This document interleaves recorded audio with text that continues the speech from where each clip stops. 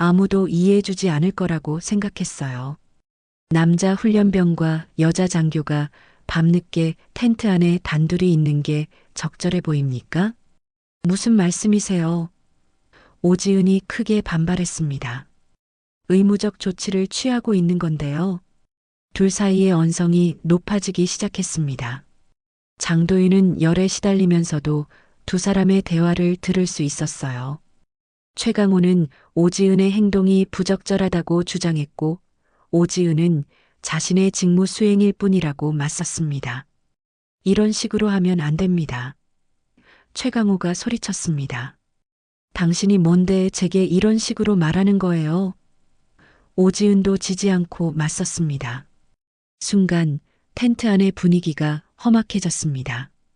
장도윤은 일어나려고 했지만 몸에 힘이 들어가지 않았어요. 두 사람의 갈등이 점점 심해지고 있었습니다. 그리고 바로 그 순간이었습니다. 갑자기 텐트 안에서 무언가 부딪히는 소리가 났고, 이어서 여성의 날카로운 비명이 어둠을 갈라 울려 퍼졌습니다. 아! 그 비명 소리는 훈련소 전체를 뒤흔들었습니다. 멀리서 훈련을 마치고 돌아오던 훈련병들도 모두 그 소리를 들었어요. 너무나 절망적이고 공포에 찬 비명이었습니다. 훈련 중 텐트 안에서 일어난 사건 지금부터 시작합니다. 한여름 떼약볕이 내리쬐는 육군 신병훈련소, 아스팔트 위로 아지랑이가 피어오르는 오후였습니다. 훈련장 곳곳에서 들려오는 구령 소리와 훈련병들의 발걸음 소리가 규칙적으로 울려 퍼지고 있었죠. 이곳은 평범한 청년들이 군인으로 거듭나는 곳이지만 동시에 각자의 사연과 갈등이 교차하는 복잡한 공간이기도 했습니다. 중사 최강호는 훈련소에서 가장 무서운 교관 중 한 명으로 통했습니다. 키 180cm가 넘는 건장한 체격에 날카로운 눈빛을 가진 그는 구식 방식의 강압적 훈련으로 유명했죠. 훈련병들 사이에서는 최중사만 봐도 다리가 후들거린다는 말이 돌 정도였습니다. 기합, 더 빠르게 움직여. 최강호의 우렁찬 목소리가 훈련장을 가득 채웠습니다. 그의 지시에 따라 훈련병들은 땀을 뻘뻘 흘리며 구보를 계속했어요. 그 중에서도 특히 한 명의 훈련병이 눈에 띄었습니다. 장도윤, 뭘 그렇게 허둥대고 있어? 최강호가 소리쳤지만 장도윤은 묵묵히 자신의 페이스를 유지했습니다. 21살의 장도윤은 다른 훈련병들과는 확연히 달랐어요. 말수가 적고 항상 진지한 표정을 짓고 있었죠. 키가 크고 마른 체격에 깊은 눈동자를 가진 그는 훈련에 임할 때도 묵묵히 자신의 몫을 해냈습니다. 그런데 바로 그때 훈련장 입구로 한 명의 여성 장교가 걸어 들어왔습니다. 오지은 중위의 첫 부임이었죠. 29살의 오지은은 육군사관학교를 졸업하고 첫 부대 배치를 받은 신임 지휘관이었습니다. 작은 체구의 단정한 모습이지만 눈빛만큼은 누구보다 강인했어요. 훈련장의 분위기가 순식간에 바뀌었습니다. 훈련병들의 시선이 일제히 오지은을 향했고 최강호의 표정도 미묘하게 변했어요. 여성 장교가 훈련소에 배치되는 것은 그리 흔한 일이 아니었거든요. 안녕하십니까? 오지은 중위입니다. 오지은의 목소리는 또렷하고 당당했습니다. 하지만 주변의 시선들은 그리 따뜻하지 않았어요. 일부 부사관들의 수군거림이 그녀의 귀에 들려왔습니다. 여자가 무슨 훈련병들을 다루겠다고. 이런 속삭임들을 들을 때마다 오지은은 주먹을 꽉 쥐며 자신의 존재를 증명하려고 애썼어요. 첫인상이 얼마나 중요한지 알고 있었거든요. 장도윤은 오지은 중위를 처음 본 순간부터 묘한 감정을 느꼈습니다. 그녀가 훈련장을 걸어갈 때의 당당한 모습, 훈련병들에게 지시를 내릴 때의 단호한 목소리에서 무언가 특별한 것을 느꼈어요. 자신도 모르게 오지은을 향한 눈길이 길어지고 있음을 깨달았습니다. 훈련병 장도윤. 최강호가 갑자기 소리쳤습니다. 딴 생각하지 말고 집중해. 장도윤은 깜짝 놀라며 자세를 바로잡았습니다. 하지만 마음 한편으로는 자신의 감정이 들켜버린 것 같아 당황스러웠어요. 그는 애써 시선을 돌리며 훈련에만 집중하려고 했지만 가끔씩 오지은이 지나갈 때면 복잡한 감정이 마음속에서 요동쳤습니다. 오지은도 장도윤을 주목하고 있었습니다. 다른 훈련병들이 소란스럽게 떠들거나 불평을 늘어놓을 때 장도윤만은 항상 조용히 자신의 일에 집중했어요. 그의 진지한 모습이 인상적이었습니다. 며칠이 지나면서 오지은은 더욱 적극적으로 훈련에 참여하기 시작했습니다. 남들보다 더 일찍 출근하고 더 늦게 퇴근하며 훈련병들의 일거수일투족을 꼼꼼히 살폈어요. 실수는 절대 용납할 수 없었거든요. 어느 날 오후 오지은은 훈련병들의 체력 측정 결과를 검토하다가 장도윤의 기록을 발견했습니다. 다른 훈련병들에 비해 체력이 약간 떨어지는 것 같았어요.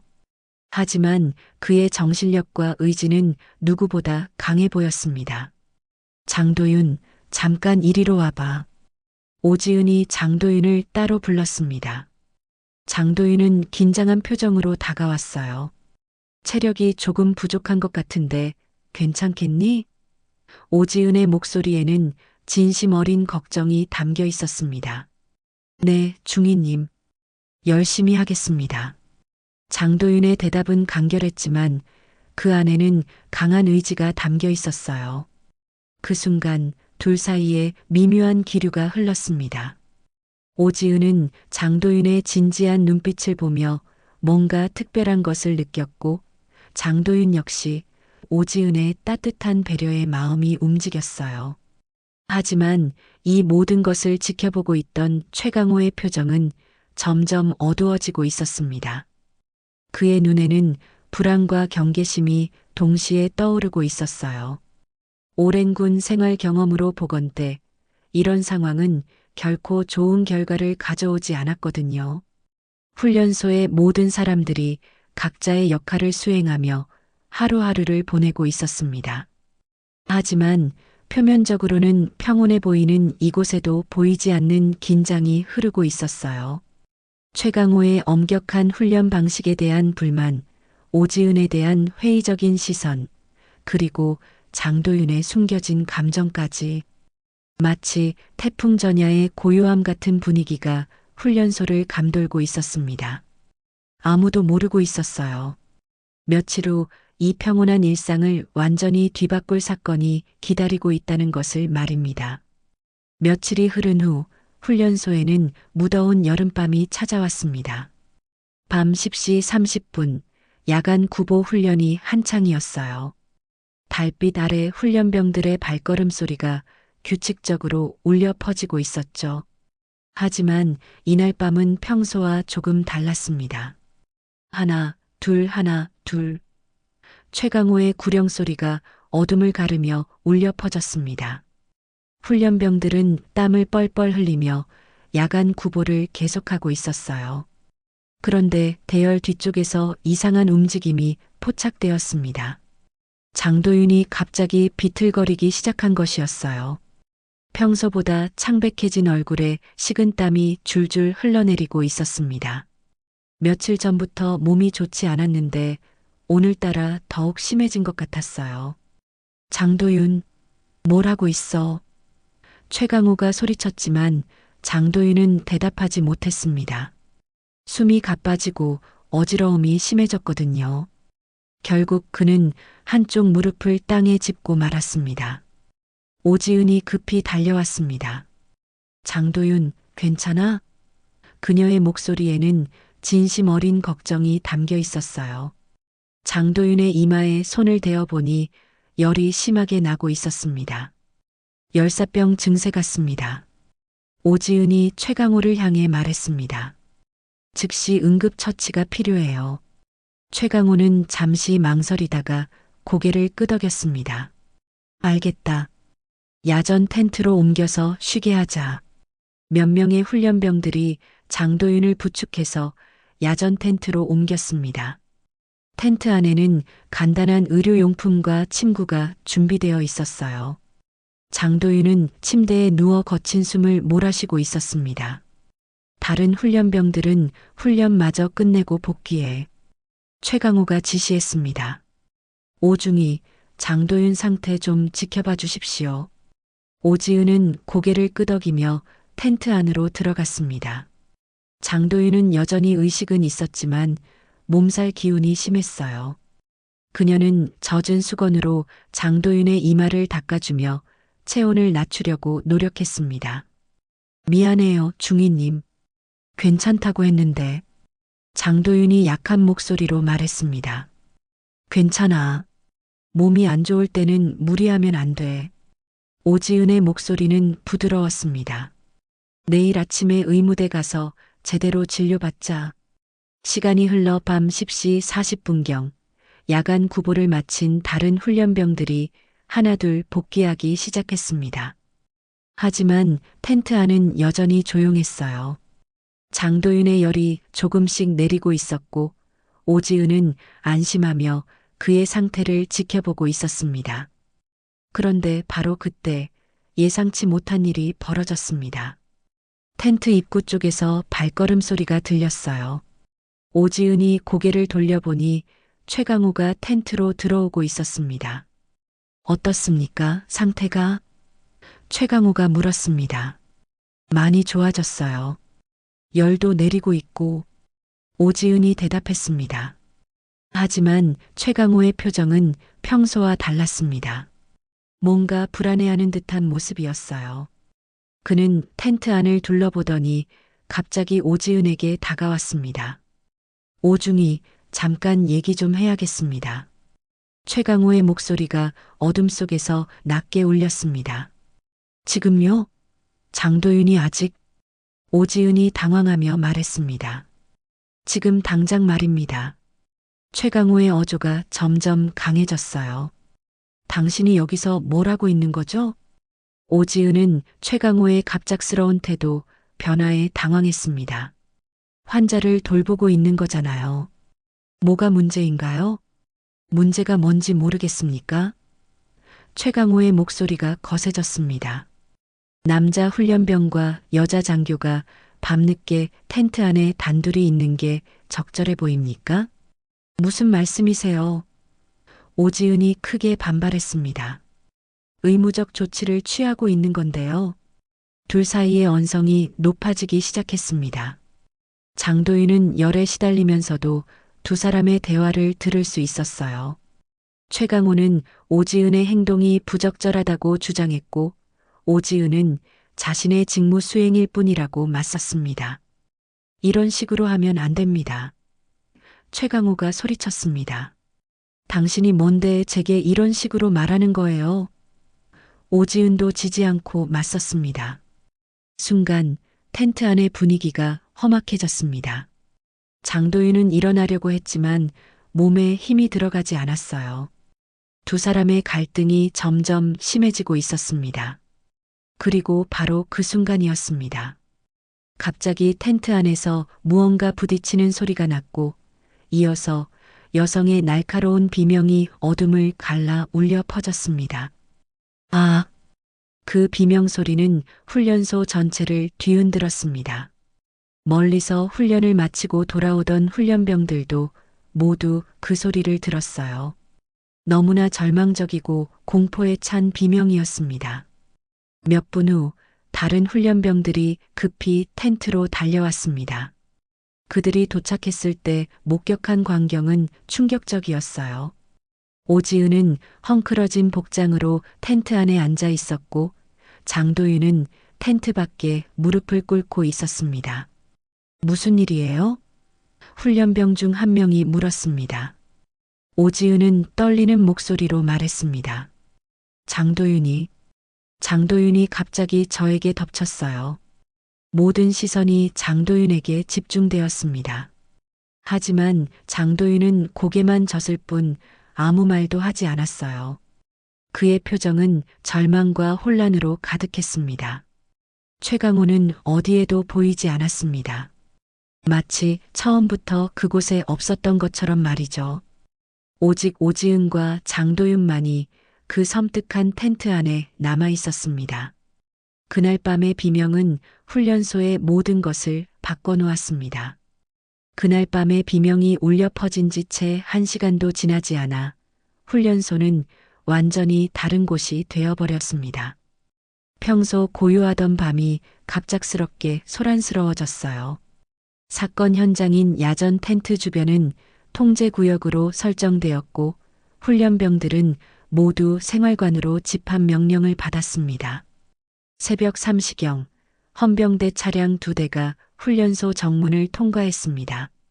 사이렌 소리 없이 조용히 들어왔지만 그 존재감만으로도 충분히 긴장감을 조성했어요. 군복을 입은 헌병대원들이 차에서 내리자 주변 분위기가 한순간에 얼어붙었습니다.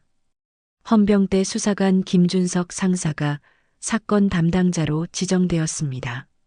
20년 넘게 군에서 복무하며 수많은 사건을 다뤄온 베테랑이었죠. 그는 현장에 도착하자마자 텐트 내부와 주변을 꼼꼼히 살펴보기 시작했습니다. 현재 상황을 정확히 보고해 주십시오. 김준석이 최강호에게 말했습니다. 그 이유는 어떻게 되었죠? 저는 다른 훈련병들과 함께 야간 구보를 마치고 복귀하던 중이었습니다. 그런데 갑자기 비명소리가 들렸어요. 급히 달려가 보니 최강호는 잠시 말을 멈췄습니다. 김준석은 최강호의 표정을 주의 깊게 관찰했습니다. 계속하십시오. 오중이의 복장이 흐트러져 있었고 장도윤은 텐트 밖에 무릎을 꿇고 있었습니다. 오중이는 장도윤이 자신을 공격했다고 주장했습니다. 헌병대는 곧바로 당사자들을 분리해서 개별 조사에 착수했습니다. 오지은은 별도 공간에서 상세한 진술을 해야 했어요. 그녀의 얼굴은 여전히 창백했고 손이 미세하게 떨리고 있었습니다. 정확히 무슨 일이 일어났는지 차근차근 말씀해 주시겠습니까? 김준석이 부드럽게 물었습니다. 오지은은 깊은 숨을 들이쉬며 말을 시작했습니다. 장도윤의 상태를 지켜보고 있었어요. 열이 많이 내렸고 안정을 찾는 것 같았죠. 그런데 갑자기요? 장도윤이 일어나더니 저에게 다가왔어요. 처음에는 화장실에 가려는 줄 알았는데 갑자기 제 손목을 잡더니 오지은의 목소리가 떨렸습니다. 김준석은 오지은의 손목을 확인했습니다. 실제로 약간의 멍 자국이 있었어요. 하지만 그 정도로는 격렬한 몸싸움이 있었다고 보기는 어려웠습니다. 한편 장도윤은 별도 조사실에서 묵묵히 앉아 있었습니다. 그는 여전히 열병을 앓고 있는 상태였지만 의식은 또렷했어요. 김준석이 들어오자 고개를 들었습니다. 장도윤 훈련병, 오늘 밤 무슨 일이 있었는지 말해보세요. 장도윤은 한참 동안 침묵했습니다.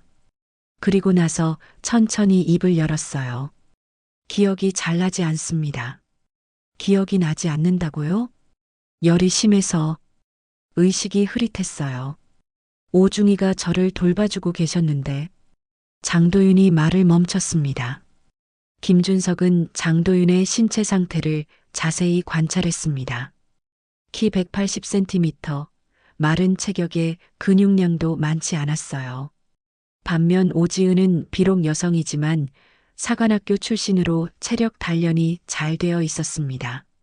물리적으로 일방적인 폭력이 있었다면 더 명확한 흔적이 남아야 했습니다. 텐트 내부에서 다른 사람을 본 적이 있습니까? 김준석이 조심스럽게 물었습니다. 장도윤의 눈빛이 흔들렸습니다. 다른 사람이요? 네, 오중이 외에 다른 누군가 말입니다. 장도윤은 다시 긴 침묵에 빠졌습니다. 김준석은 그의 반응에서 뭔가 숨기고 있다는 느낌을 받았어요. 헌병대는 현장 증거 수집에도 착수했습니다.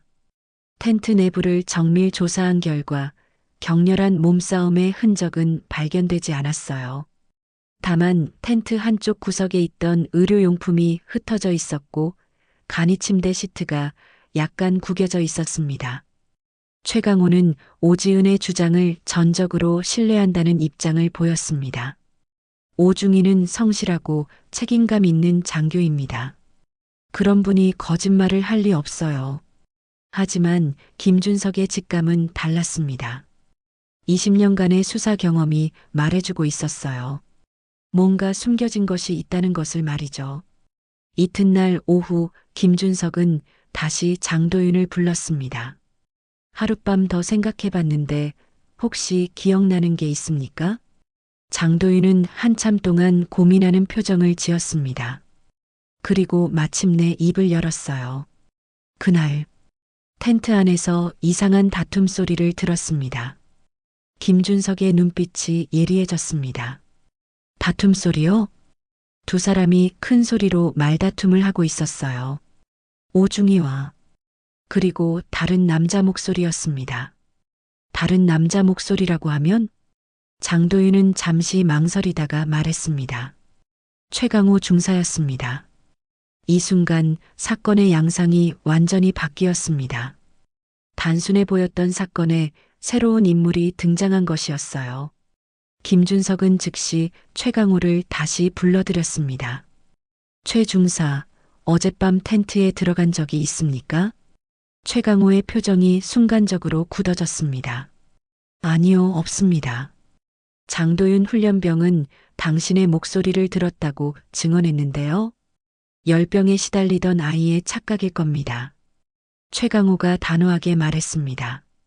하지만 김준석은 이미 의심의 끈을 놓지 않고 있었습니다. 사건의 진실이 생각보다 훨씬 복잡할 수도 있다는 가능성을 염두에 두기 시작했어요.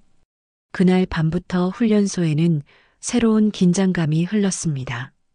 진실은 아직 베일에 가려져 있었고 모든 이들의 시선이 서로를 의심하기 시작했습니다. 사건이 발생한 지 사흘째 되는 날 예상치 못한 변수가 등장했습니다. 장도윤의 어머니 박미숙 씨가 언론에 사건을 제보한 것이었어요. 아침 7시 뉴스에서 육군 훈련소 성추행 의혹이라는 제목으로 사건이 보도되면서 훈련소는 순식간에 혼란에 빠졌습니다. 우리 아들은 절대 그런 일을 할 아이가 아닙니다. 박미숙 씨의 절규에 가까운 목소리가 뉴스를 통해 전국에 울려 퍼졌어요. 군대에서 무슨 일이 벌어지고 있는 건지 정확한 진실을 밝혀달라고 요구합니다. 훈련소 지휘부는 비상사태에 돌입했습니다.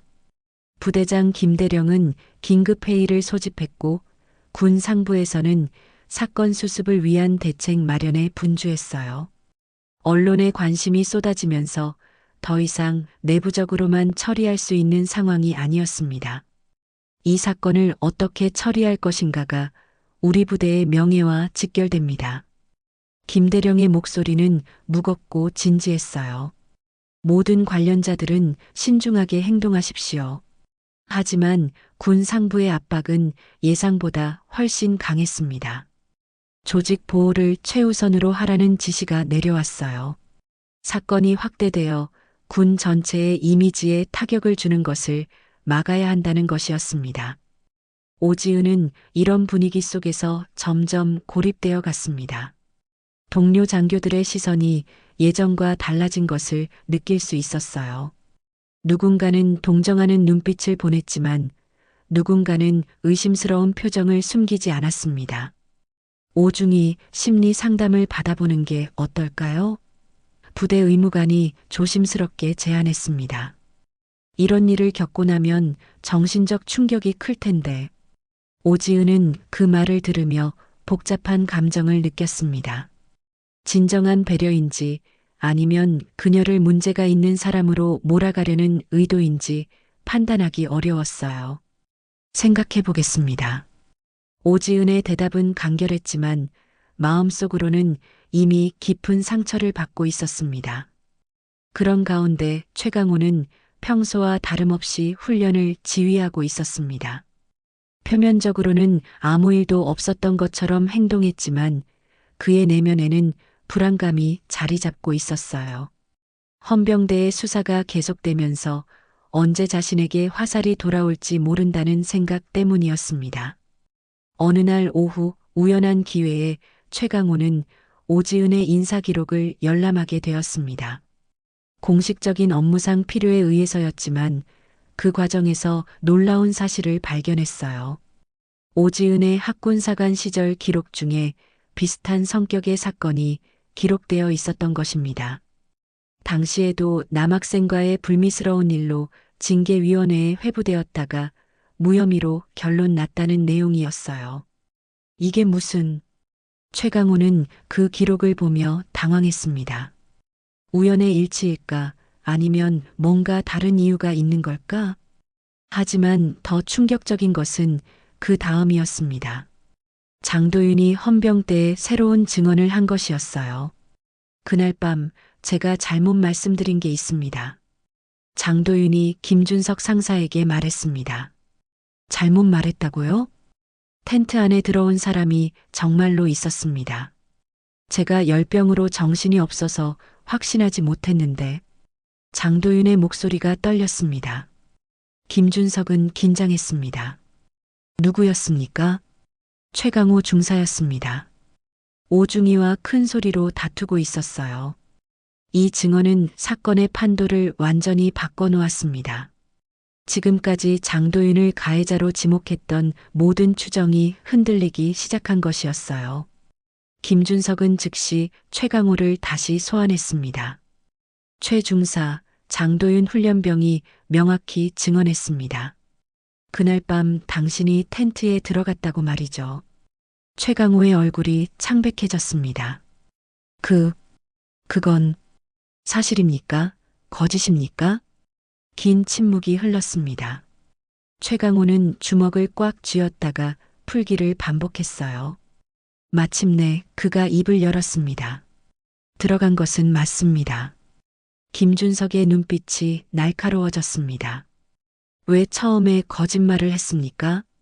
복잡한 사정이 있었습니다. 최강호의 목소리가 잦아들었어요. 한편 다른 훈련병들도 하나둘 증언을 시작했습니다. 그날 밤 텐트 근처에서 들린 소리에 대해서 말이죠. 큰 소리로 말다툼하는 소리를 들었습니다. 한 훈련병이 말했습니다. 남자 목소리와 여자 목소리였는데 상당히 격렬했어요. 얼마나 지속되었나요? 한 10분 정도? 그 다음에 갑자기 비명소리가 났습니다. 이 모든 증언들이 모이면서 사건의 중심축이 서서히 이동하고 있었습니다. 장도윤에서 최강호로 말이죠. 그날 저녁 오지은은 홀로 자신의 숙소에서 깊은 고민에 빠져 있었습니다. 상황이 복잡해지면서 진실을 말해야 할지 침묵해야 할지 갈등하고 있었어요. 내가 진실을 말하면 오지은은 중얼거렸습니다. 모든 것이 끝나버릴 거야. 그녀의 손에는 부대 의무관이 준 심리상담 신청서가 들려 있었습니다. 병가를 내고 잠시 쉬는 것도 고려해 볼 만했어요. 하지만 그것이 진정한 해결책일까요? 밤이 깊어갈수록 훈련소의 분위기는 더욱 무거워졌습니다. 진실은 아직도 안개 속에 가려져 있었고 모든 당사자들은 각자의 비밀과 고민을 안고 있었어요. 최강호 역시 잠 못 이루는 밤을 보내고 있었습니다. 자신의 과거와 그날 밤의 진실 사이에서 괴로워하고 있었거든요. 그는 알고 있었습니다. 이제 더 이상 숨길 수 없다는 것을 말이죠. 새벽이 밝아오면서 모든 이들의 운명이 새로운 국면을 맞이할 준비를 하고 있었습니다. 사건이 발생한 지 일주일째 되는 날 결정적인 증거가 발견되었습니다. 밤 10시 37분 오지은이 텐트로 들어가는 모습이 선명하게 포착되어 있었어요. 그리고 3분 후인 10시 40분 또 다른 인물이 텐트 쪽으로 향하는 모습이 보였습니다. 영상 속에서 최강호는 주변을 살핀 후 조심스럽게 텐트로 들어가고 있었습니다. 그의 행동에는 분명한 목적 의식이 보였어요. 우연히 지나가다 들른 것이 아니라는 증거였습니다. 10시 43분에 비명소리가 났다고 했으니까 김준석이 시간을 계산했습니다. 최 중사가 들어간 지 3분 후에 사건이 발생한 거네요. 더욱 놀라운 것은 그 다음 장면이었습니다. 비명소리가 난 직후 최강호가 텐트에서 나오는 모습이 포착되었어요. 하지만 그는 다른 훈련병들이 몰려오는 방향과 반대편으로 사라졌습니다. 김준석은 즉시 최강호를 긴급 소환했습니다. 이번에는 변명의 여지가 없었어요. 최 중사 폐쇄회로 텔레비전 영상을 확인했습니다. 김준석이 모니터를 가리켰습니다. 당신이 그날 밤 텐트에 들어가는 모습이 명확히 찍혀 있습니다. 최강호는 화면을 보며 긴 한숨을 내쉬었습니다. 더 이상 부인할 수 없다는 것을 알았어요. 왜 계속 거짓말을 했습니까? 김준석의 목소리에는 실망감이 묻어 있었습니다. 최강호는 한참 동안 침묵했습니다. 그리고 마침내 무거운 입을 열었어요. 말하기 어려운 사정이 있었습니다. 어떤 사정입니까? 개인적인, 과거의 일과 관련이 있습니다. 김준석은 최강호의 표정에서 깊은 고뇌를 읽을 수 있었습니다. 단순한 거짓말이 아니라 무언가 복잡한 사연이 있다는 느낌이었어요. 한편 다른 훈련병들로부터 추가 증언이 나오기 시작했습니다. 그날 밤을 목격한 훈련병 이민호가 새로운 사실을 털어놓았어요. 사실 저희가 텐트에 도착했을 때 최 중사님을 봤습니다. 이민호가 조심스럽게 말했습니다. 어디서 봤다는 거죠? 텐트 뒤편에서 나오시는 걸 봤어요. 하지만 다른 교관들이 와 있어서 말하기가. 이민호의 목소리가 작아졌습니다. 김준석은 이 증언의 중요성을 깨달았습니다. 왜 그때 말하지 않았습니까? 최 중사님이 무서웠어요. 그리고 장교님이 장도윤이 그랬다고 하시니까. 이민호가 당황하며 말했습니다. 훈련병 박성민도 비슷한 증언을 했습니다. 저도 들었습니다. 텐트 안에서 남자 목소리와 여자 목소리가 큰 소리로 다투는 것을 말이에요. 어떤 내용이었나요?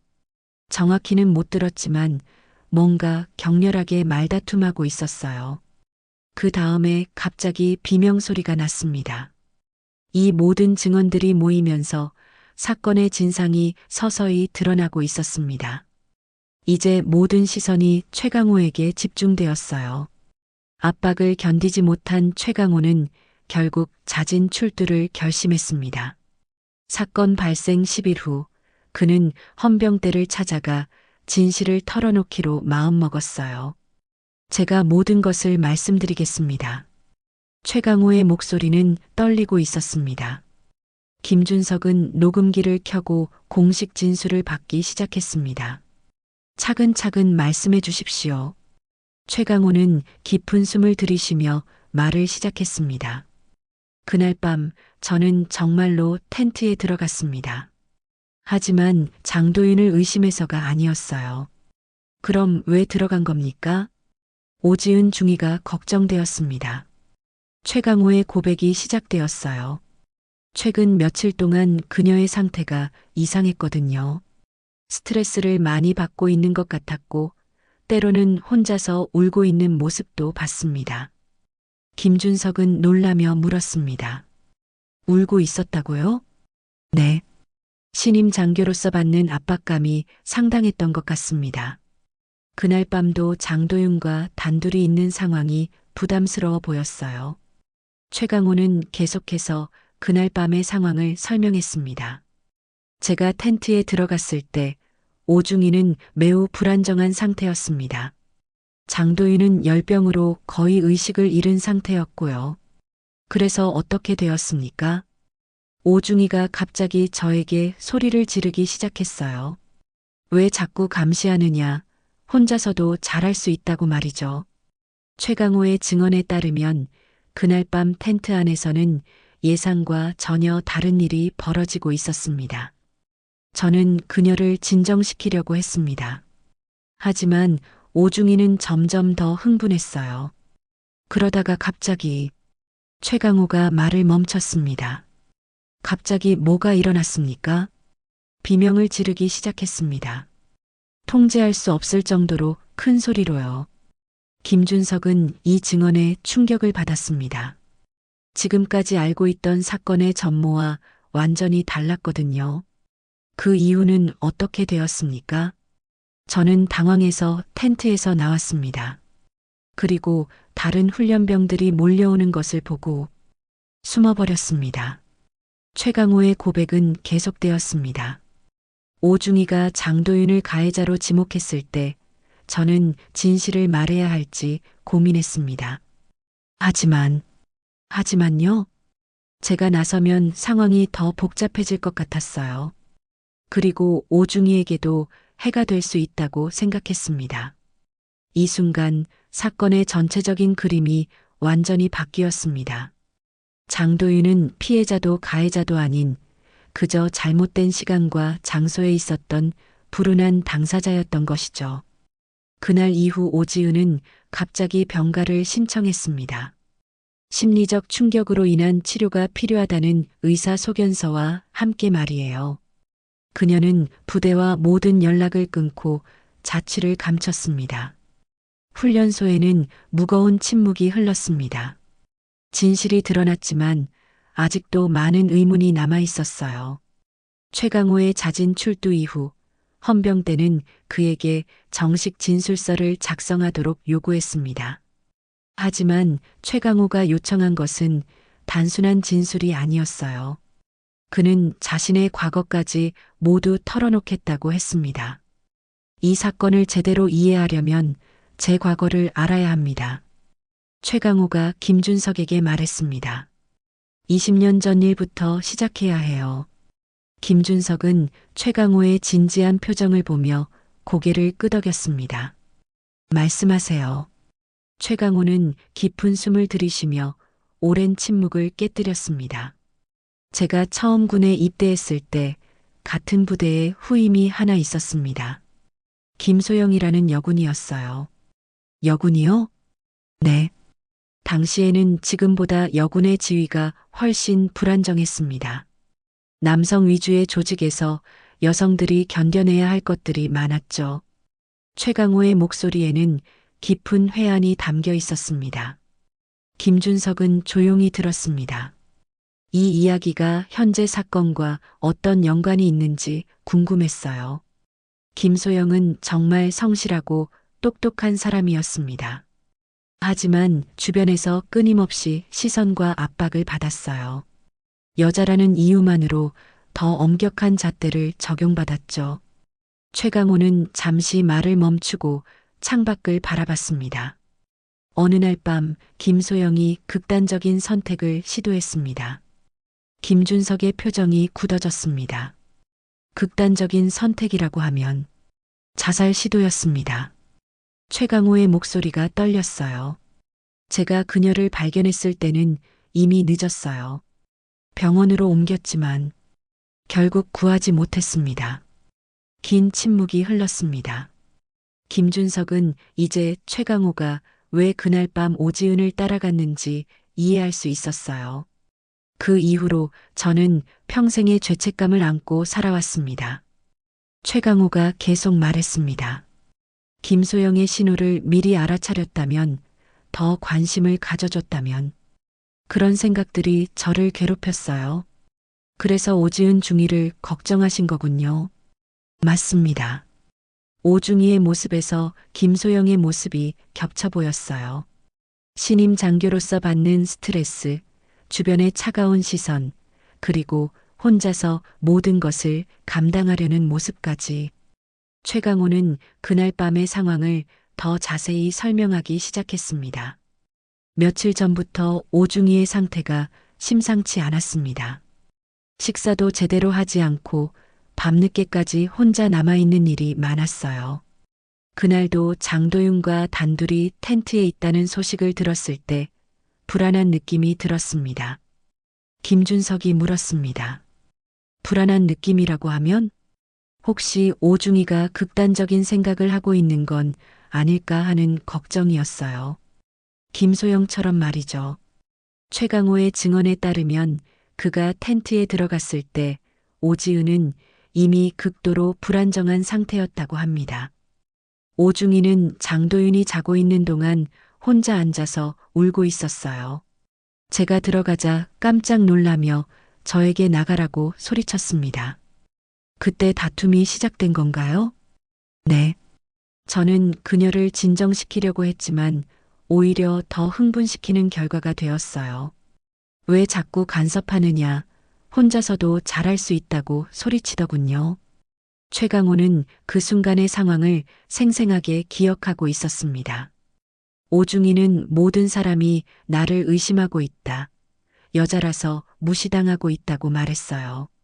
그 목소리에는 깊은 절망이 담겨 있었습니다. 김준석은 놀랐습니다. 그럼 비명은 왜 지른 건가요? 제가 그녀의 어깨에 손을 얹으며 괜찮다고 말했을 때였습니다. 갑자기 히스테리를 부리며 소리를 지르기 시작했어요. 최강호의 설명에 따르면 오지은의 비명은 공포나 분노가 아닌 정신적 붕괴의 신호였다는 것입니다. 저는 그 순간 완전히 당황했습니다. 어떻게 해야 할지 몰랐어요. 그녀가 계속 소리를 지르자 다른 사람들이 올까봐 걱정되어서 텐트 밖으로 나왔습니다. 그 이후는 어떻게 되었나요? 멀리서 훈련병들이 달려오는 것을 보고 저는 황급히 숨었습니다. 상황을 어떻게 설명해야 할지 몰랐거든요. 김준석이 물었습니다. 그럼 오지은 중이가 장도윤을 가해자로 지목한 것은? 최강호는 깊은 한숨을 내쉬었습니다. 아마도 혼란 상태에서 잘못 판단한 것 같습니다. 아니면 그가 말을 멈췄어요. 아니면요? 의도적으로 그렇게 말했을 수도 있습니다. 진실을 말하면 자신의 정신적 문제가 드러날까봐 두려워했을지도 모르죠. 최강호는 자신의 책임도 인정했습니다. 하지만 제가 그 상황을 제대로 처리하지 못한 것도 사실입니다. 침묵한 것도 진실을 숨긴 것도 모두 제 잘못이에요. 그는 진술서 마지막 부분에 이렇게 적었습니다.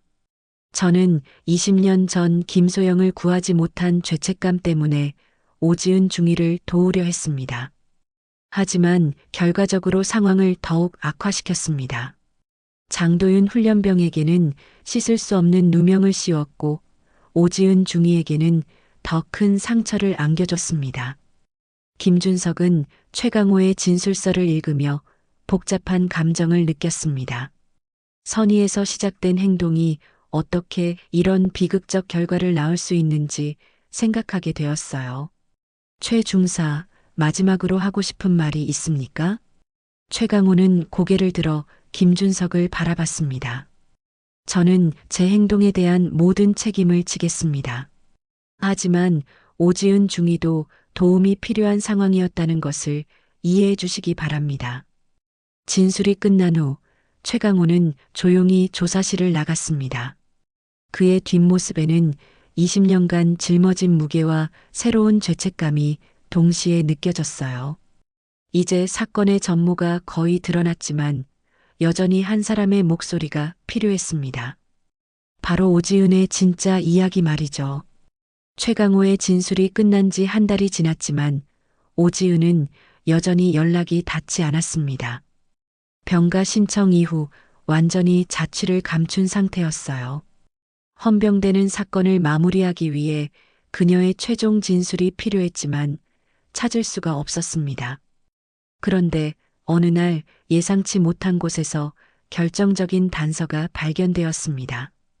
부대 의무과에서 심리상담 관련 자료를 정리하던 중 오지은이 남긴 녹음 파일이 발견된 것이었어요. 이게 뭐죠? 의무과장이 낡은 녹음기를 김준석에게 건네며 물었습니다. 오지은 중위가 심리상담을 받을 때 사용하던 것 같습니다. 개인적인 치료 목적으로 자신의 감정을 녹음해 두었나 봐요. 김준석은 즉시 녹음 파일을 재생했습니다. 처음에는 조용한 정적만 흘렀지만 곧 오지은의 떨리는 목소리가 들려왔어요. 오늘은 2024년 8월 15일입니다. 사건이 일어난 지 열흘이 지났어요. 오지은의 목소리는 극도로 지쳐 있었습니다. 김준석은 긴장하며 녹음을 계속 들었습니다. 저는 거짓말을 했습니다. 도윤이는, 장도윤은 아무 잘못이 없어요. 그 아이는 열병으로 거의 의식을 잃은 상태였거든요. 김준석의 눈이 커졌습니다. 드디어 오지은 본인의 입에서 진실이 나온 것이었어요. 그날 밤 텐트 안에서 제가 완전히 무너져 버렸어요. 신임 장교로서의 압박감, 주변의 차가운 시선, 그리고 혼자서 모든 것을 감당해야 한다는 부담감이 한순간에 폭발해 버렸습니다. 오지은의 목소리는 점점 더 떨리고 있었습니다. 최강호 중사가 저를 걱정해서 들어왔을 때 저는 이미 이성을 잃은 상태였어요. 그분이 제 어깨에 손을 얹으며 괜찮다고 말했을 때 갑자기 모든 것이 무너져 내리는 느낌이었습니다. 김준석은 숨을 죽이며 들었습니다. 제가 비명을 지른 거예요. 공포 때문이 아니라 절망 때문에. 더 이상 견딜 수 없어서.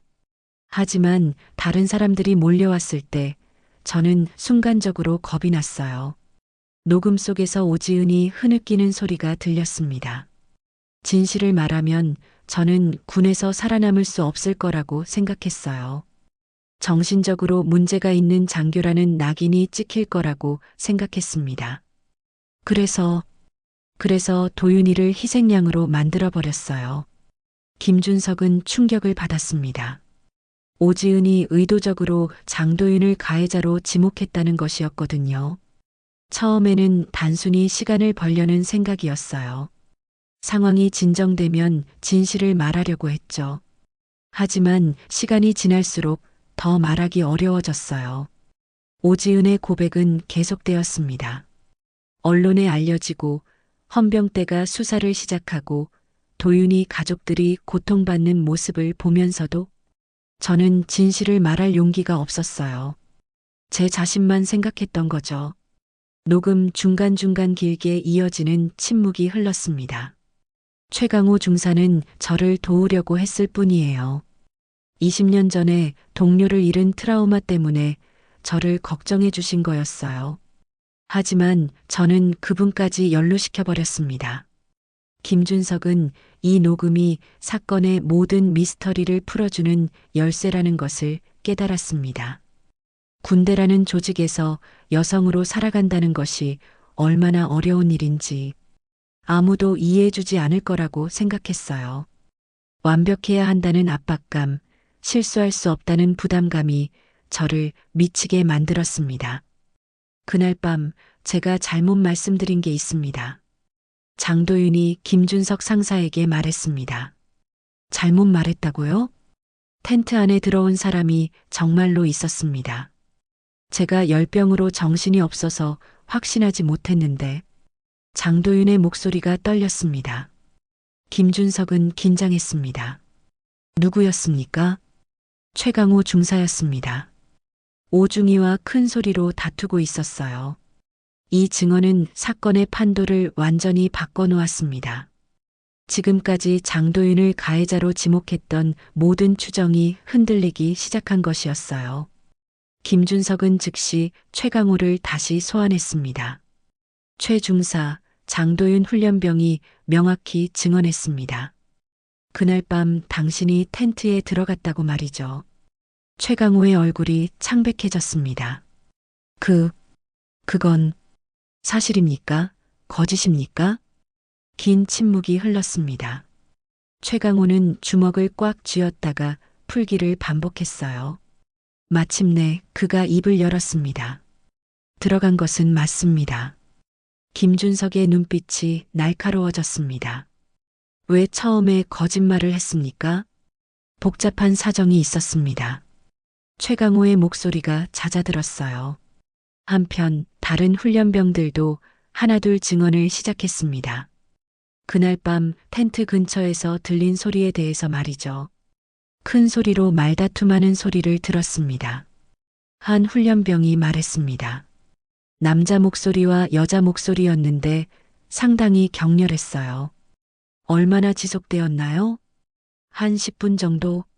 그 다음에 갑자기 비명소리가 났습니다. 이 모든 증언들이 모이면서 사건의 중심축이 서서히 이동하고 있었습니다. 장도윤에서 최강호로 말이죠.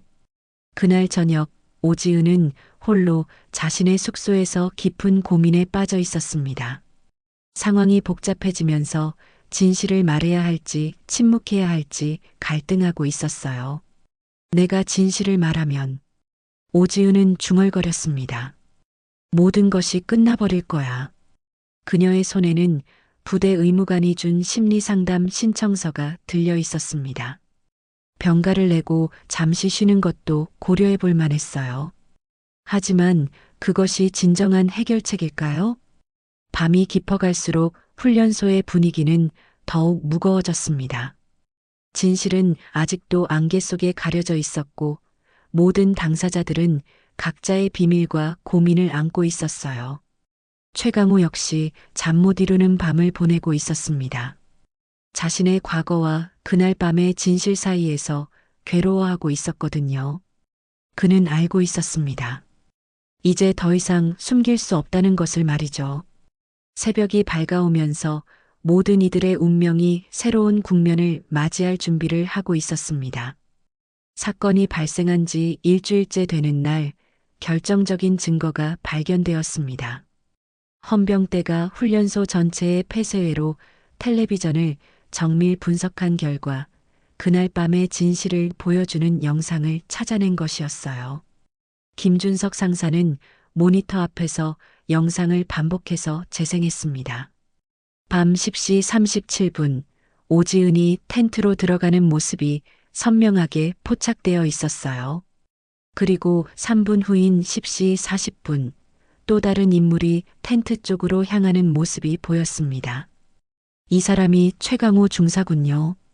김준석의 동료가 화면을 가리키며 말했습니다. 영상 속에서 최강호는 주변을 살핀 후 조심스럽게 텐트로 들어가고 있었습니다. 그의 행동에는 분명한 목적 의식이 보였어요. 우연히 지나가다 들른 것이 아니라는 증거였습니다. 10시 43분에 비명소리가 났다고 했으니까 김준석이 시간을 계산했습니다. 최 중사가 들어간 지 3분 후에 사건이 발생한 거네요.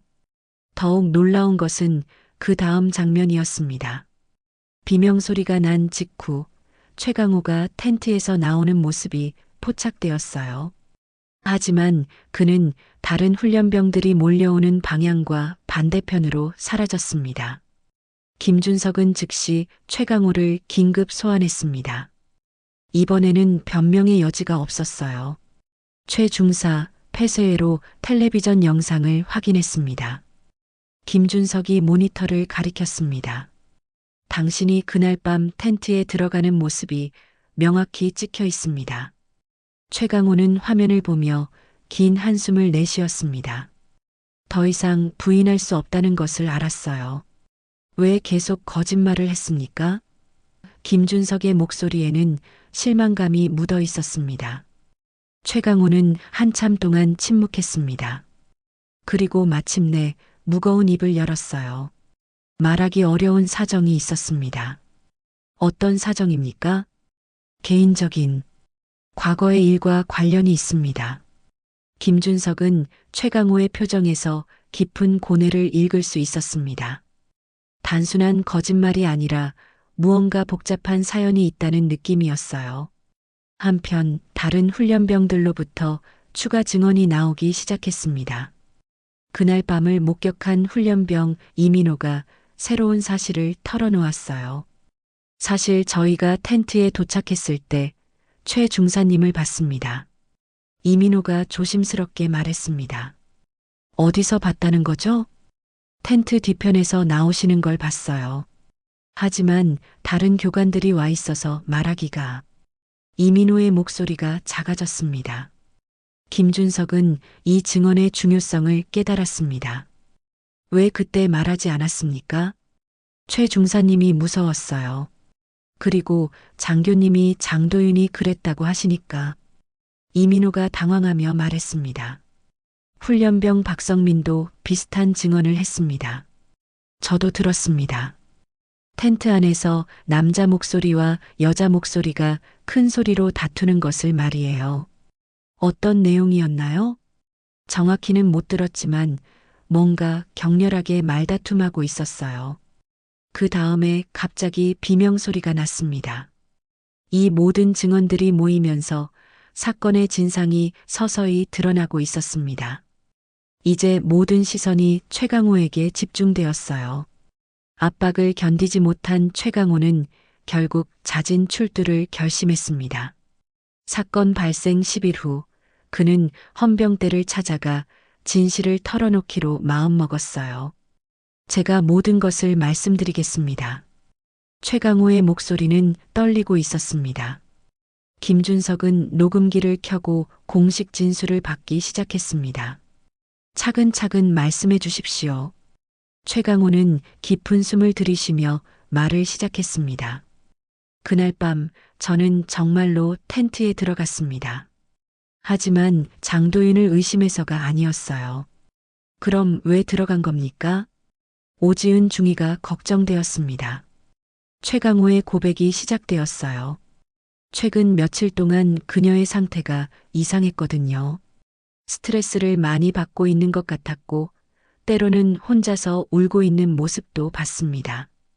김준석은 놀라며 물었습니다. 울고 있었다고요? 네. 신임 장교로서 받는 압박감이 상당했던 것 같습니다. 그날 밤도 장도윤과 단둘이 있는 상황이 부담스러워 보였어요. 최강호는 계속해서 그날 밤의 상황을 설명했습니다. 제가 텐트에 들어갔을 때 오중이는 매우 불안정한 상태였습니다. 장도윤은 열병으로 거의 의식을 잃은 상태였고요.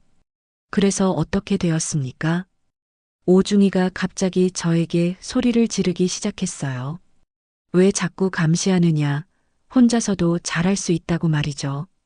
최강호의 증언에 따르면 그날 밤 텐트 안에서는 예상과 전혀 다른 일이 벌어지고 있었습니다. 저는 그녀를 진정시키려고 했습니다. 하지만 오중이는 점점 더 흥분했어요. 그러다가 갑자기 최강호가 말을 멈췄습니다. 갑자기 뭐가 일어났습니까? 비명을 지르기 시작했습니다. 통제할 수 없을 정도로 큰 소리로요. 김준석은 이 증언에 충격을 받았습니다. 지금까지 알고 있던 사건의 전모와 완전히 달랐거든요. 그 이유는 어떻게 되었습니까? 저는 당황해서 텐트에서 나왔습니다. 그리고 다른 훈련병들이 몰려오는 것을 보고 숨어버렸습니다.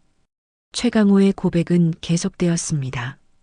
오중이가 장도윤을 가해자로 지목했을 때 저는 진실을 말해야 할지 고민했습니다.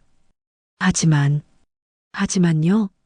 제가 나서면 상황이 더 복잡해질 것 같았어요. 그리고 오중이에게도 해가 될 수 있다고 생각했습니다. 이 순간 사건의 전체적인 그림이 완전히 바뀌었습니다. 장도윤은 피해자도 가해자도 아닌 그저 잘못된 시간과 장소에 있었던 불운한 당사자였던 것이죠. 그날 이후 오지은은 갑자기 병가를 신청했습니다. 심리적 충격으로 인한 치료가 필요하다는 의사 소견서와 함께 말이에요.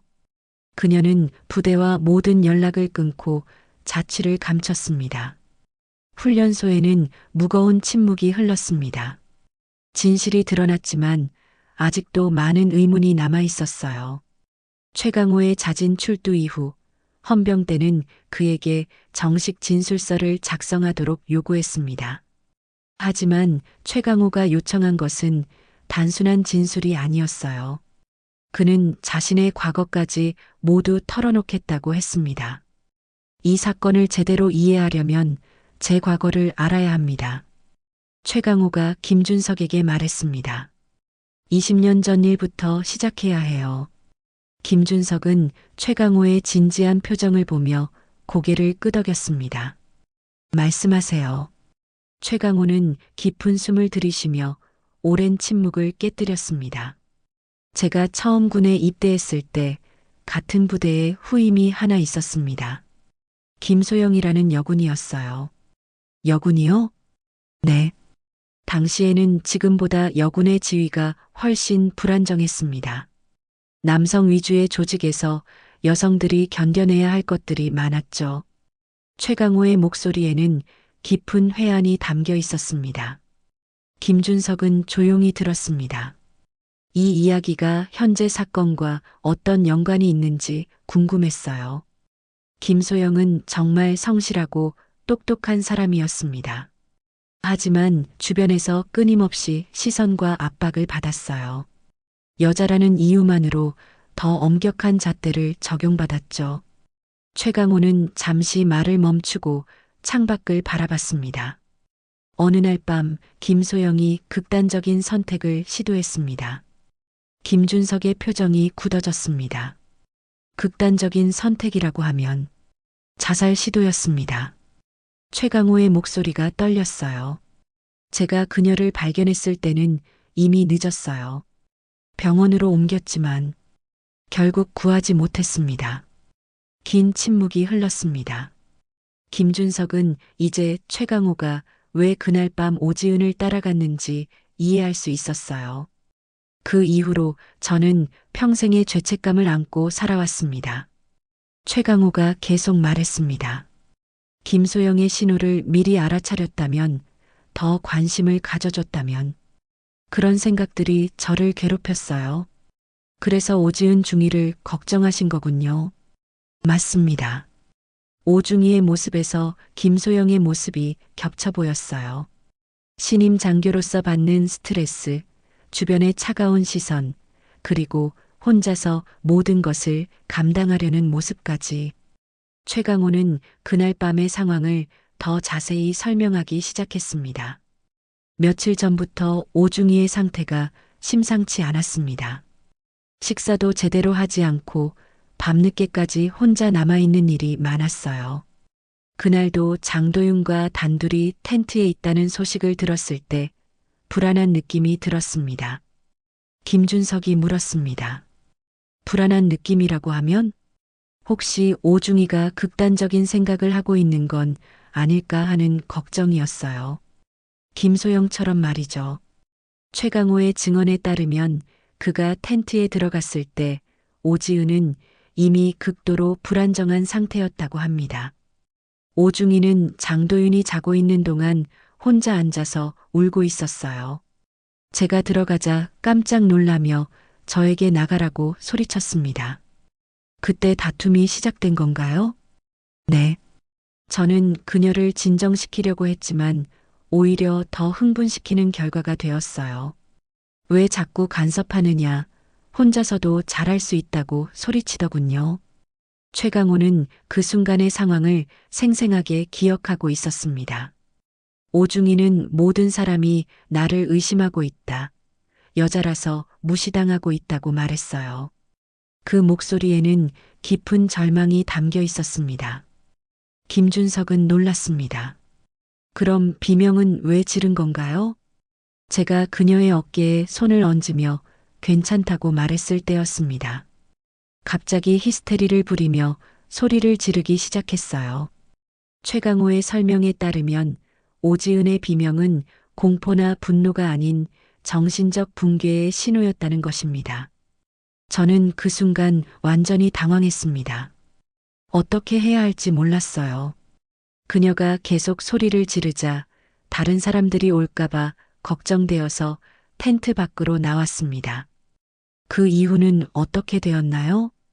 멀리서 훈련병들이 달려오는 것을 보고 저는 황급히 숨었습니다.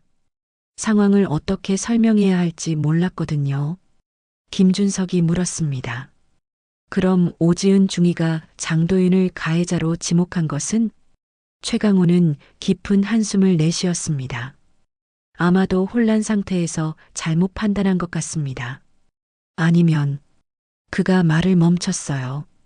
아니면요? 의도적으로 그렇게 말했을 수도 있습니다.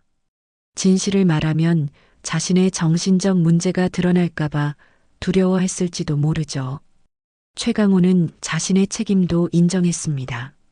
하지만 제가 그 상황을 제대로 처리하지 못한 것도 사실입니다. 침묵한 것도 진실을 숨긴 것도 모두 제 잘못이에요. 그는 진술서 마지막 부분에 이렇게 적었습니다. 저는 20년 전 김소영을 구하지 못한 죄책감 때문에 오지은 중위를 도우려 했습니다. 하지만 결과적으로 상황을 더욱 악화시켰습니다. 장도윤 훈련병에게는 씻을 수 없는 누명을 씌웠고 오지은 중위에게는 더 큰 상처를 안겨줬습니다. 김준석은 최강호의 진술서를 읽으며 복잡한 감정을 느꼈습니다. 선의에서 시작된 행동이 어떻게 이런 비극적 결과를 낳을 수 있는지 생각하게 되었어요. 최 중사, 마지막으로 하고 싶은 말이 있습니까? 최강호는 고개를 들어 김준석을 바라봤습니다. 저는 제 행동에 대한 모든 책임을 지겠습니다. 하지만 오지은 중위도 도움이 필요한 상황이었다는 것을 이해해 주시기 바랍니다. 진술이 끝난 후 최강호는 조용히 조사실을 나갔습니다. 그의 뒷모습에는 20년간 짊어진 무게와 새로운 죄책감이 동시에 느껴졌어요. 이제 사건의 전모가 거의 드러났지만 여전히 한 사람의 목소리가 필요했습니다. 바로 오지은의 진짜 이야기 말이죠. 최강호의 진술이 끝난 지 한 달이 지났지만 오지은은 여전히 연락이 닿지 않았습니다. 병가 신청 이후 완전히 자취를 감춘 상태였어요. 헌병되는 사건을 마무리하기 위해 그녀의 최종 진술이 필요했지만 찾을 수가 없었습니다. 그런데 어느 날 예상치 못한 곳에서 결정적인 단서가 발견되었습니다. 부대 의무과에서 심리 상담 관련 자료를 정리하던 중 오지은이 남긴 녹음 파일이 발견된 것이었어요. 이게 뭐죠? 의무과장이 낡은 녹음기를 김준석에게 건네며 물었습니다. 오지은 중위가 심리 상담을 받을 때 사용하던 것 같습니다. 개인적인 치료 목적으로 자신의 감정을 녹음해 두었나 봐요. 김준석은 즉시 녹음 파일을 재생했습니다.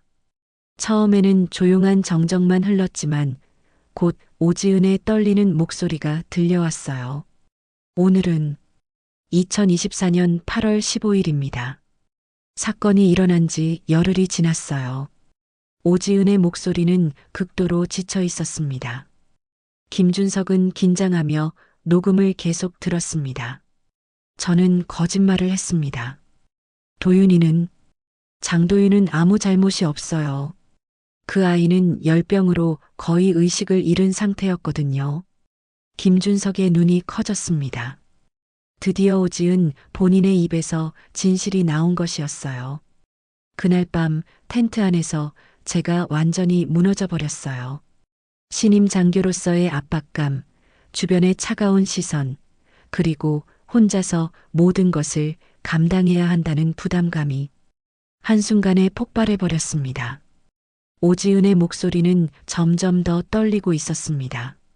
최강호 중사가 저를 걱정해서 들어왔을 때 저는 이미 이성을 잃은 상태였어요. 그분이 제 어깨에 손을 얹으며 괜찮다고 말했을 때 갑자기 모든 것이 무너져 내리는 느낌이었습니다. 김준석은 숨을 죽이며 들었습니다. 제가 비명을 지른 거예요. 공포 때문이 아니라 절망 때문에. 더 이상 견딜 수 없어서. 하지만 다른 사람들이 몰려왔을 때 저는 순간적으로 겁이 났어요.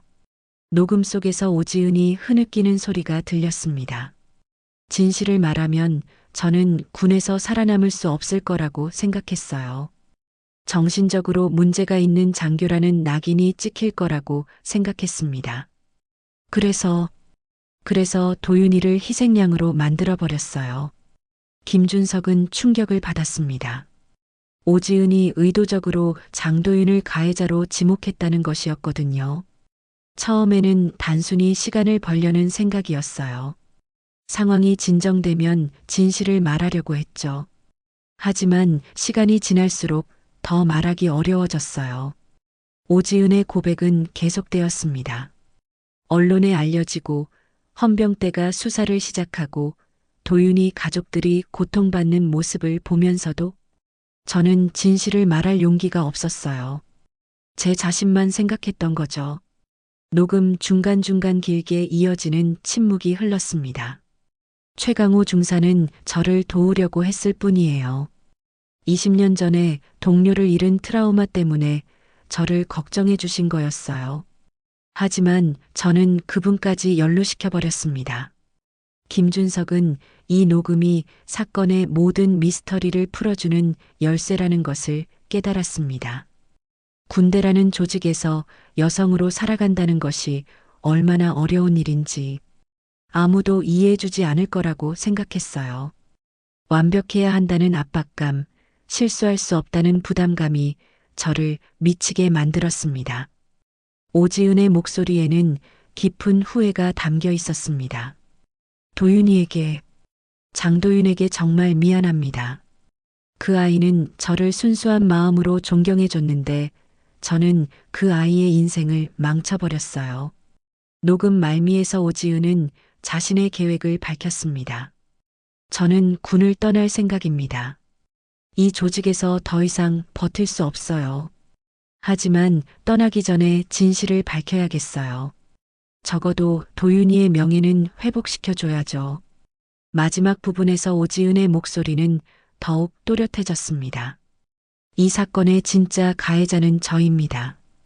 도윤이가 아니라 저예요. 제가 두 사람의 인생을 망쳐버린 거죠. 최강호 중사와 장도윤. 두 분 모두에게 용서를 구하고 싶습니다. 녹음이 끝나자 조사실에는 깊은 정적이 흘렀습니다. 김준석은 이 녹음 파일이 사건의 완전한 진실을 보여준다는 것을 알았어요. 즉시 장도윤이 호출되었습니다. 그가 조사실에 들어왔을 때 김준석은 그의 얼굴에서 지난 한 달간의 고통을 읽을 수 있었습니다.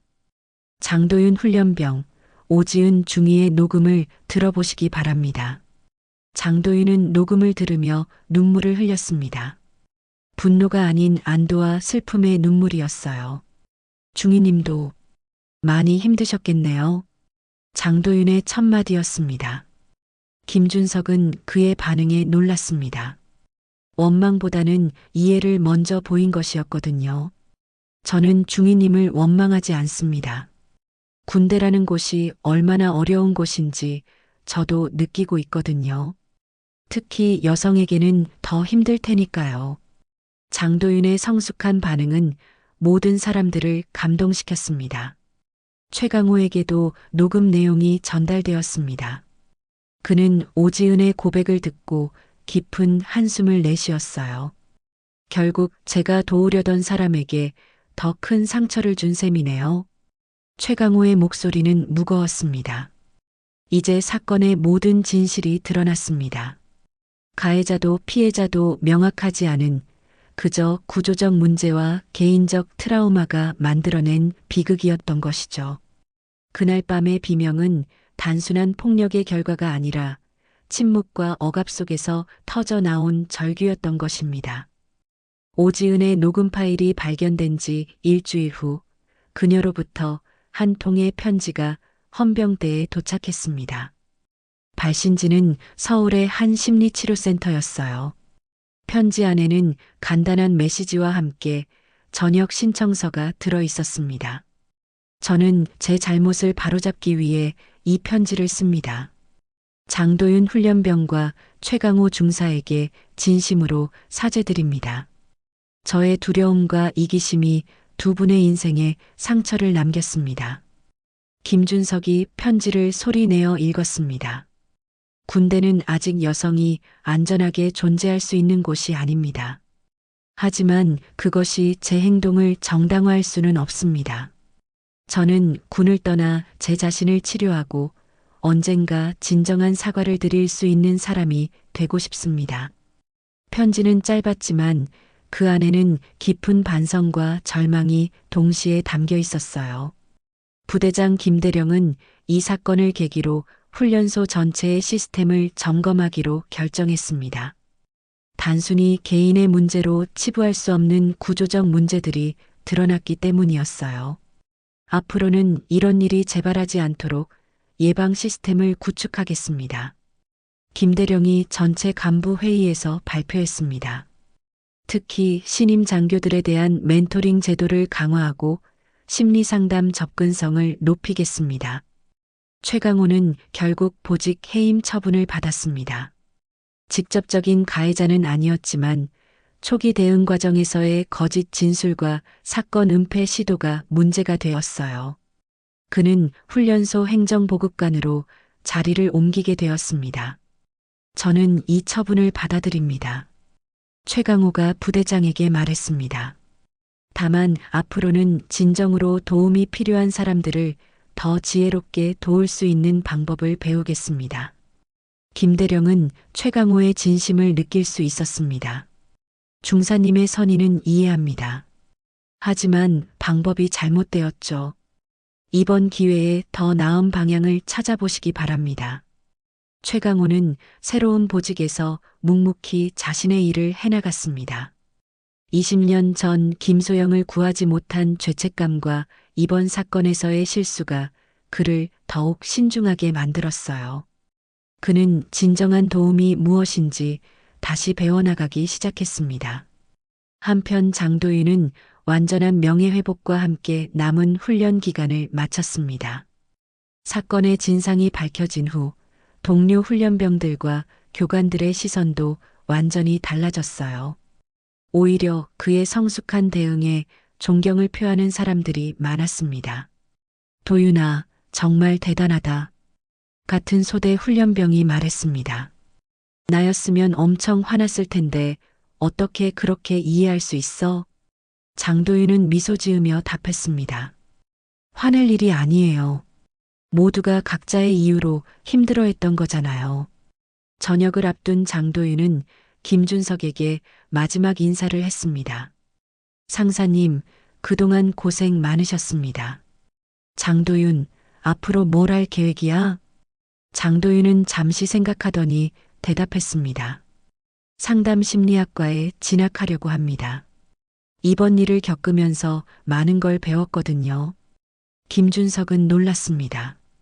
상담 심리학과? 네. 저처럼 억울한 상황에 처한 사람들을 도울 수 있는 사람이 되고 싶어요. 그리고 오지은 중위님처럼 마음의 상처로 고통받는 분들도 도와드리고 싶습니다. 장도윤의 선택은 모든 사람들을 감동시켰습니다. 그는 이 사건을 통해 원망이 아닌 성장을 택한 것이었어요. 저녁식 날 장도윤의 어머니 박미숙 씨도 참석했습니다. 처음 언론에 사건을 알렸을 때의 분노는 온데간데 없었어요. 아들아, 잘 견뎌줘서 고마워. 박미숙 씨가 장도윤을 껴안으며 말했습니다. 엄마, 저는 괜찮았어요. 오히려 많은 걸 배웠습니다. 박미숙 씨는 눈물을 닦으며 말했습니다. 그래도 억울했을 텐데. 억울하지 않아요. 진실이 밝혀졌고 모든 분들이 각자의 방식으로 상처를 치유해 나가고 있잖아요. 몇 달 후 장도윤은 대학 입학 준비를 하며 가끔 훈련소 근처를 지나곤 했습니다. 그곳에서 최강호를 우연히 만났어요. 도윤아, 어떻게 지내고 있니? 안녕하세요, 중사님. 대학 준비하고 있어요. 최강호는 장도윤의 성장한 모습을 보며 뿌듯함을 느꼈습니다. 상담 심리학과에 진학한다고 들었는데 좋은 선택이야.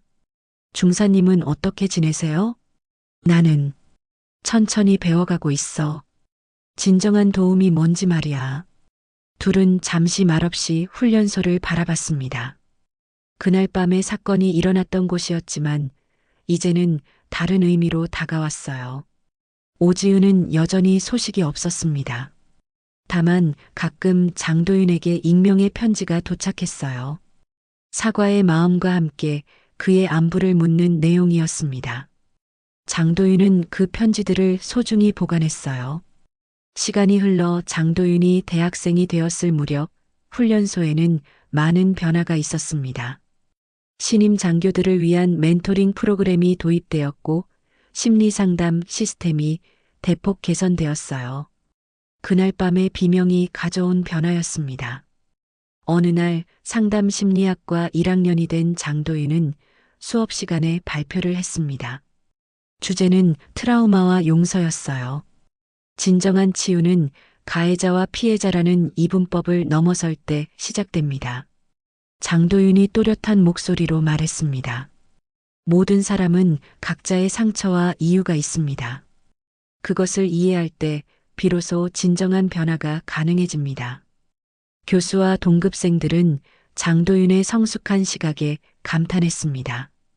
그는 그날 밤의 경험을 통해 진정한 지혜를 얻었던 것이죠. 그날 밤의 비명은 이제 더 이상 고통의 상징이 아니었습니다. 침묵을 깨뜨리고 변화를 이끌어낸 용기의 신호가 되었어요. 모든 이들이 각자의 자리에서 더 나은 사람이 되기 위해 노력하고 있었습니다.